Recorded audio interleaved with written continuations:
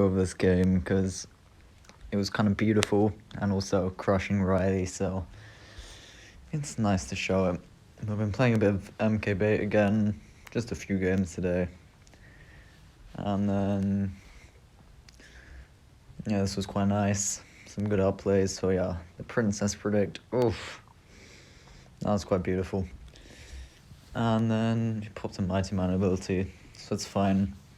This is kind of a difficult matchup, probably 2080, because you can always defend easily. You haven't got the best goblin barrel counters, you can rocket cycle. But we do play well. So it's just about pressuring in the right ways and considering what he has in hand. So we see the Ice Spirit, but then he still has to spend goblins also to defend, so we're getting a decent elixir lead. And as long as we're not taking too much damage in single, that's the sort of position you want to be in. So he knows he has to leave that because we're still up elixir. And so we're basically getting to even damage at this point. We can just go for minor. He chooses the princess. It's fair enough. But if we can have the damage lead from single, that's pretty much the best spot to be in. And then just try and play quite slowly, just defend the goblin barrels with Gob Gang or an MK sometimes. Although I wouldn't recommend, since then they can punish quite easily.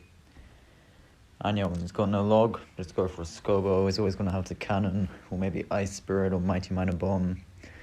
Either way, he's spending a minimum of 3.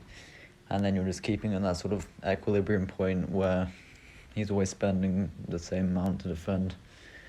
That was a bit of an awkward hand, so we did have to zap. But that's fine. We're only down 500 going into double. And just try and keep over 2k HP, I think, is a good rule of thumb. Because that way you have enough to defend or enough to take some damage to do a lot more if you need to. So it's probably the best spot to be in. So we go for minus Spear Goblin since he has the log. He's having to spend 6 to defend that, and Mighty Miner's out of hand. So we go for a really nice Gob Gang in the middle. It splits, we then MK on the Gob Barrel. And then, at this point, he's got no Mighty Miner. We have an MK on the field with basically even elixir, so we can go for a really interesting dual lane. So Scobo plus Inferno plus Bats plus Spear Goblins. And he goes for Goblin Rare. I think that was a mistake, so he'll struggle to defend.